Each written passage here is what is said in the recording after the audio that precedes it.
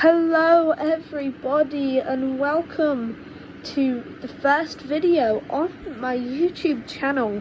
Don't look at the other videos, they don't exist. And in today's video I'm going to be reading to you all George's Marvellous Medicine by Roald Dahl. I'm quite fond of this book myself. So, let's begin. Warning to readers. Do not try to make George's Marvellous Medicine yourselves at home. It could be dangerous. Chapter 1. Grandma. I'm going shopping in the village, George's mother said to George on a Saturday morning. So be good, boy, and don't try to get up to mischief. That was a silly thing to say to a small boy at any time. It immediately made him wonder what sort of mischief he could get up to. And don't forget to give your grandma her medicine at 11 o'clock, the mother said. Then she went out, closing the back door behind her. Grandma, she was dozing in her chair by the window, opened one wicked little eye and said to George, "Now you heard what your mother said, George. Don't forget my medicine." "No, Grandma," George said. "And just try to behave yourself for once while she's away." "Yes, Grandma," George said. George was bored to tears. He didn't have any brothers or sisters. His father was a farmer, and the farm they lived on was miles away from anywhere, so there was never any children to play with. He was tired of staring at pigs and hens and cows and sheep. He was especially tired of having to live in the same house as that grisly old grunion of a grandma. Looking after her all day by himself was hardly the most exciting way to spend a Saturday morning. "You can make me a nice cup of tea for a start," Grandma said to George. "That'll keep you out of mischief for a few minutes." "Yes, Grandma," George said. George couldn't help but dislike Grandma. She was a selfish, grumpy old woman. She had pale brown teeth and small puckered up lips like a dog's bottom. "How much sugar in your tea today, Grandma?" George said. "1 spoon," she said, "and no milk." Most grandmas are lovely and kind, helpful old ladies, but not this one. She spent all day and every day sitting in her chair by the window, and she was always complaining, grouching, grumbling, griping about something or other. Never once, even on her best days, had she smiled at George and said, How are you this morning, George?" Or, "Why don't you and I have a game of snakes and ladders?" Or, How was school today? She didn't seem to care about other people, only herself. She was miserable grouch. George went to the kitchen and made Grandma a cup of tea. He put 1 spoon of sugar in, no milk. He stirred the sugar well and carried the cup up to the living room. Grandma sipped the tea. "It's not sweet enough," she said. "Put more sugar in it." George took the cup back to the kitchen and added a spoonful of sugar. He stirred it again and carried it carefully to Grandma. "Where's the saucer?" she said. "I won't have a cup of tea without saucer." George fetched a saucer. "And what about a teaspoon?" "If you please." "I've stirred it for you, Grandma. I stirred it well." "I'll stir my own tea, thank you very much," she said. "Fetch me a teaspoon." George? Fetched her a teaspoon. When George's mother or father were home, Grandma never ordered George around like this. It was only when she had him on her own. That was when she began treating him badly. You know what's the matter with you? The old woman said, staring at George over the rim of the teacup with those beady, wicked eyes. You're growing too fast. Boys who grow too fast become lazy and stupid. But I can't help if I'm growing fast, Grandma, George said. Of course you can, she snapped. Growing is a nasty, childish habit. But we have to grow, Grandma. If we didn't grow, we'd never be grown-ups. Rubbish, boy, rubbish, she said. Look at me. Am I growing? Certainly not. But you did once, Grandma.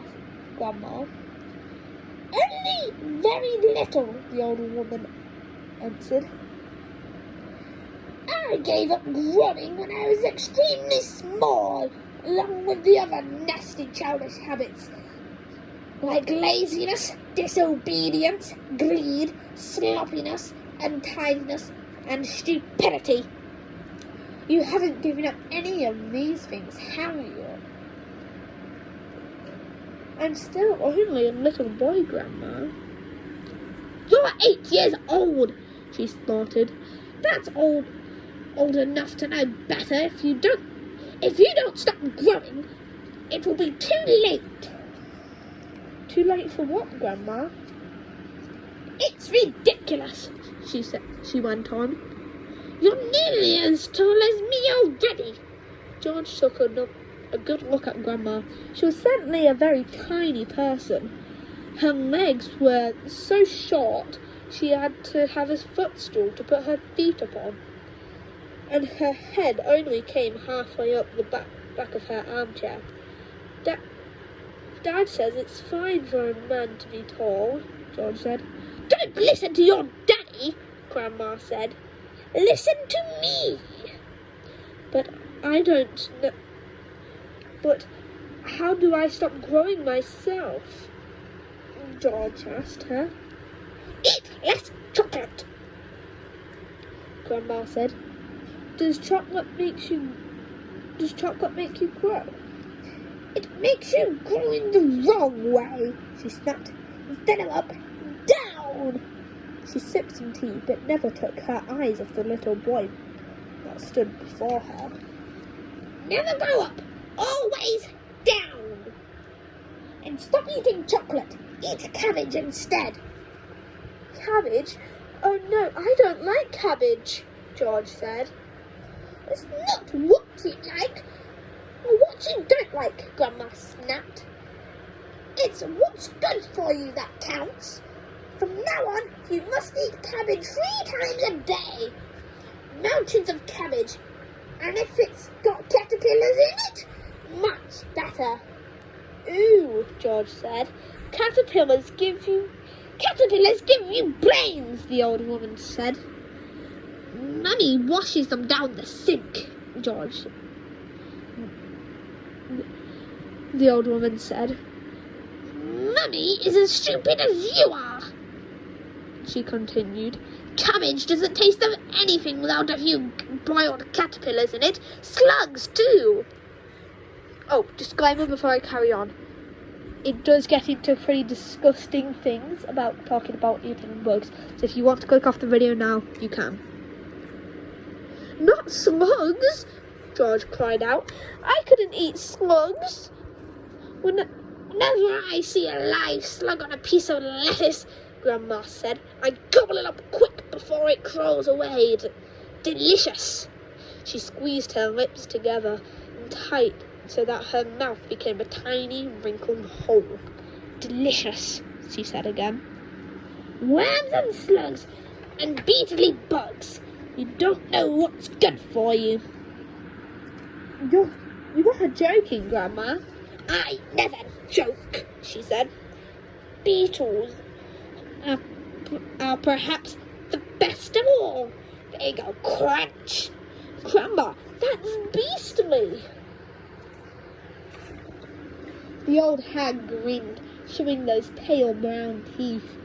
Sometimes, if you're lucky, she said, you get a beetle inside of the stem of a stick of celery. That's how I like it. Grandma, how could you?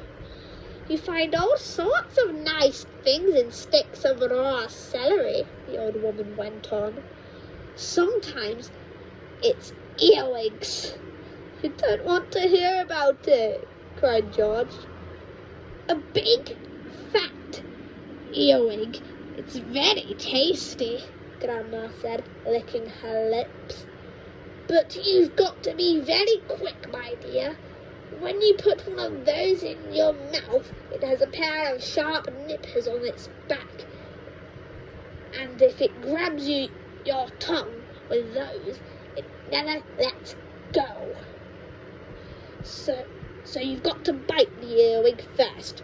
Chomp, chomp, before it bites you. George started edging towards the door. He wanted to get as far away as possible from this filthy old woman. You're trying to get away from me, aren't you? She said, pointing a finger straight at George's face. You're trying to get away from Grandma. Little George stood by the door, staring at the old hag in her chair.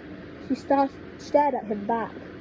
Could it be, George wondered, that she was a witch? He had always thought that witches were fairy tales, but now he was not so sure. Come closer to me, boy, she said, beckoning him with a horny finger. Come closer to me, and I will tell you secrets. George didn't move. Grandma didn't move either. I know many great secrets, she said. Suddenly she smiled. It was a thin, icy smile, the kind a snake might make just before it bites you. Come over here to Grandma, and she'll whisper secrets to you. George stepped backwards, edging closer to the door.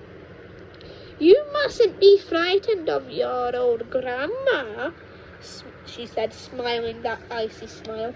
George took another step backwards. Some of us, she said. And all at once, she was leaning forwards in her chair, whispering in a throaty sort of voice George had never heard her use before. Some of us, she said, have magic powers that can twist creatures of this earth into wondrous shapes. Tiny electricity flashed down the length of George's spine. He began to feel frightened. Some of us, the old woman went on, have fire in our tongues and sparks in our belly buttons. And some of us have wizardry in the tips of our fingers. Some of us know secrets that would make your hair stand straight up on end and your eyes pop out of their sockets. George wanted to run away. His feet seemed to be stick to the floor. We know how to make your nails drop off and teeth grow in your fingers instead. George began to tremble. It was her face that frightened him most of all, that frosty smile and brilliant and blinking eyes. We know how to make you wake up in the morning with a long tail coming out from behind you. Grandma! He cried out. Stop! We know secrets, my dear, about all dark places where dark things live and squirm and slither all over each other. George made a dive for the door. It doesn't matter how far you run, he heard her saying. You'll never get away. George ran into the kitchen, slamming the door behind him. And that, my friends, is the end of chapter 1. Now, Roald Dahl books in general hold a very special place in my heart because when I was younger, my stepdad used to read them to me on a night, and my mum as well. So they always kind of made me felt safe. Sorry if there's any disturbing imagery in this one. I know the grandma's a very horrid person.